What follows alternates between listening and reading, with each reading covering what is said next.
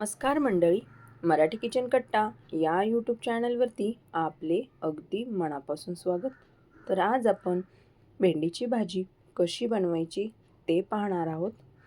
ही recipe नेहमीप्रमाणेच साधी, सोपी आणि झटपट अशी होणारी आहे, तर तुम्हाला नक्कीच आवडेल. तर ही भेंडीची भाजी आपण सकाळच्या घाईमध्ये अगदी झटपट अशा पद्धतीने करू शकतो. मुलांच्या टिफिनसाठी किंवा ऑफिसच्या डब्यासाठी ही भाजी अगदी कमी वेळेमध्ये आणि कमी साहित्यात तयार होणारी अशी रेसिपी आहे. तर चला आपण लगेच व्हिडिओला सुरुवात करूयात. तर सगळ्यात आधी इथे मी भेंडी घेतलेली आहे. तर आपल्याला भेंडी ही ताजी आणि कोवळी अशीच घ्यायची आहे. भेंडीला 2 ते 3 पाण्याने स्वच्छ धुवून आणि सुकवून घ्यायची आहे. आता मी या पद्धतीने बारीक असं भेंडीला कट करून घेतलेलं आहे. भेंडी कट करून ठेवलेली आहे. आता हिला साईडला ठेवूया. कढईमध्ये मी इथे शेंगदाणे अर्धी वाटी शेंगदाणे घेतलेले आहेत. तर शेंगदाणे आपल्याला भाजून घ्यायचे आहेत. शेंगदाणे चांगले भाजत आले की त्यामध्ये 5 ते 6 हिरव्या मिरच्या घातलेल्या आहेत. तर मिरच्यांचं प्रमाण आपण आपल्या आवडीनुसार इथे कमी जास्त करू शकतो, की आपल्याला तिखट किती आवडत आहे किंवा मग आपण मुलांसाठी जर बनवत असू तर आपण हे कमीच घालायचे आहेत. त्यानंतर यामध्ये लसूण घातलेलं आहे. लसूण घातल्यानंतर आपल्याला इथे 2 ते 3 मिनिटासाठी हे सगळं मिश्रण छान असं भाजून घ्यायचं आहे आणि थंड झाल्यानंतर या पद्धतीने मी इथे वाटून घेतलेलं आहे. हे पहा, अशा पद्धतीने आपल्याला शेंगदाणे, मिरच्या आणि लसूण वाटून घ्यायचं आहे. आणि त्यानंतर इथे मी आता कढईमध्ये तेल गरम करायला ठेवलेलं आहे. तेल छान असं गरम झालं की त्यामध्ये अर्धा चमचा जिरे घातलेले आहे. जिरे घातले की अर्धा चमचा हळद घातलेली आहे. हळदीमुळे भेंडीला खूप छान असा रंग येतो, त्यामुळे हळद नक्कीच घाला.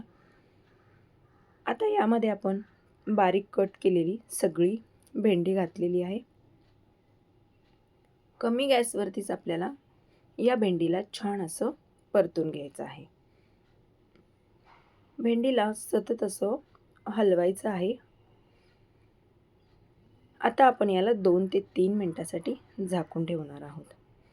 भेंडी कोवळी असल्यामुळे खूप लवकर होते. जर भेंडी निब्बर असेल तर तिला वेळ लागतो शिजायला.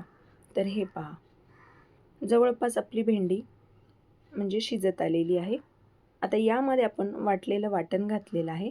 वाटण घातल्यानंतर पण याला 2 ते 3 मिनटं चांगलं असं आपण परतून घेणार आहोत.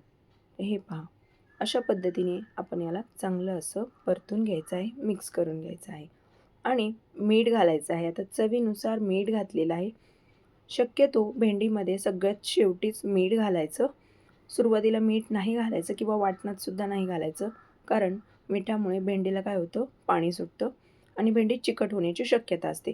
त्यामुळे भेंडी पूर्ण झाली की त्यानंतरच आपल्याला मीठ घालायचं आहे. तर हे पहा, आपण शेवटी मीठ घातलेलं आहे, त्यामुळे भेंडी अजिबात चिकट झालेली नाही आहे. तुम्ही पाहू शकता, मस्त सुटसुटीत आणि मोकळी अशी भेंडी आपली तयार झालेली आहे. तर आपली भेंडी ही तयार झालेली आहे. हे पहा, तुम्ही पाहू शकता, मस्त अगदी कमी वेळेत, कमी साहित्यात आणि झटपट अशी होणारी ही रेसिपी आहे.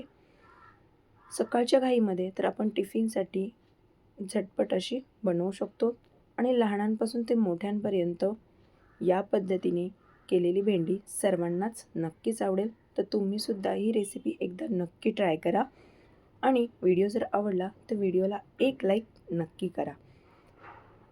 आणि मंडळी, तुम्हाला एक विनंती आहे की तुम्ही आपला हा व्हिडिओ कुठल्या गावातून किंवा कुठल्या शहरातून पाहत आहेत हे मला कमेंटमध्ये कळवायला अजिबातच विसरू नका. म्हणजे मलासुद्धा कळेल की आपला व्हिडिओ कुठपर्यंत पोहोचला आहे ते आणि मी तुमचा धन्यवाद करू शकेल. तर मंडळी, पुन्हा भेटूया अशाच एका तुमच्याच आवडत्या नवीन रेसिपीसोबत. तोपर्यंत धन्यवाद.